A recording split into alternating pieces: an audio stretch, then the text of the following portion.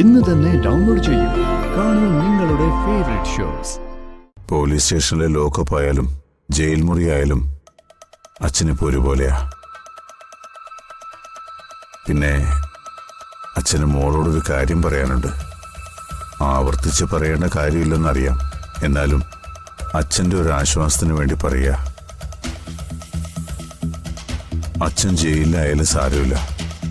നന്ദന്റെ കാര്യങ്ങളിൽ എന്ന പോലെ കമ്പനി കാര്യങ്ങളിലും ഇനി മോളുടെ ഒരു ശ്രദ്ധ വേണം.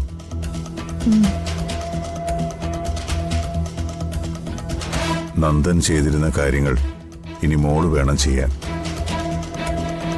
അച്ഛൻ പറയുന്ന എന്ത് കാര്യവും ചെയ്യാൻ ഞാൻ തയ്യാറാ. കമ്പനി കാര്യങ്ങളിൽ നന്ദനില്ലാത്തതിന്റെ കുറവുണ്ടാവരുത്.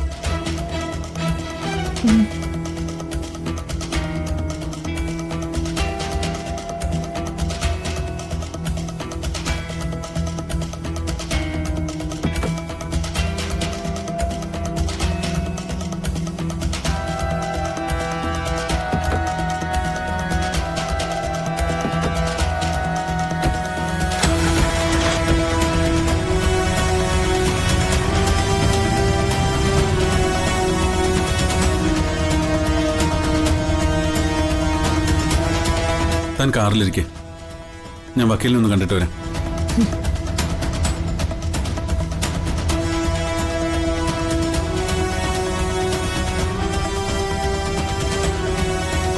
ഹലോ, എവിടെ നിന്റെ കൃഷ്ണഭദ്രം വക്കീല്? അയാള് വിചാരിച്ചിട്ടെന്താ ജാമ്യം കിട്ടാതെ പോയത്? നീ കണ്ടില്ലേ? നീ വിളിച്ചിട്ട് അച്ഛൻ നിന്നൊന്ന് നോക്കിയത് പോലും ഇല്ല. അതിന്റെ കാരണം എന്താന്നുള്ളതേ എനിക്ക് നന്നായിട്ട് അറിയാം. അതിന്റെ കാരണം നിന്റെ വയറ്റിൽ കിടക്കുന്ന ഈ കുഞ്ഞ് തന്നെയാ. നെല്ലിശ്ശേരി വീട് തൊലയ്ക്കാൻ വേണ്ടിയാണോടി നിന്റെ ഈ ജന്മം? അച്ഛന് നിന്നോടിപ്പോ വെറുപ്പാ.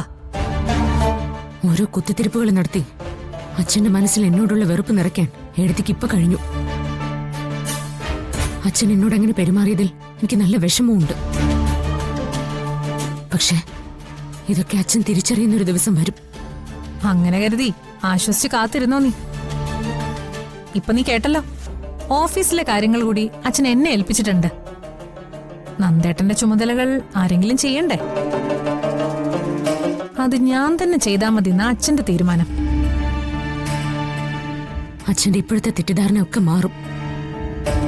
അവസാന വിജയം സത്യത്തിന് മാത്രമായിരിക്കും. ഇരുട്ടുകൊണ്ട് എത്ര മൂടിവെക്കാൻ ശ്രമിച്ചാലും ഒരു ദിവസം സത്യങ്ങളെല്ലാം പുറത്തു വരിക തന്നെ ചെയ്യും.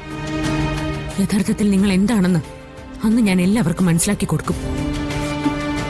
അന്ന് ഇപ്പൊ എന്നെ അവഗണിച്ചിട്ട് പോയി ഈ അച്ഛൻ തന്നെ നിങ്ങളെ നെല്ലിശ്ശേരിന്ന് പടിയിറക്കി വിടും.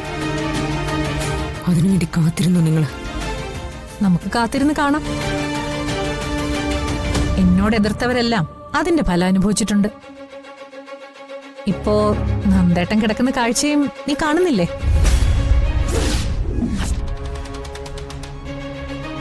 അച്ഛൻ ജാമ്യത്തിൽ ഇറങ്ങിയൊന്ന് വന്നോട്ടെ. ഇപ്പൊ ഞാൻ പറയുന്ന വാക്കുകൾ നീ കുറിച്ചു വെച്ചോ. ആദ്യം നെല്ലിശ്ശേരിയിൽ നിന്ന് പടിയിറങ്ങി പോകുന്നത് നീയായിരിക്കും.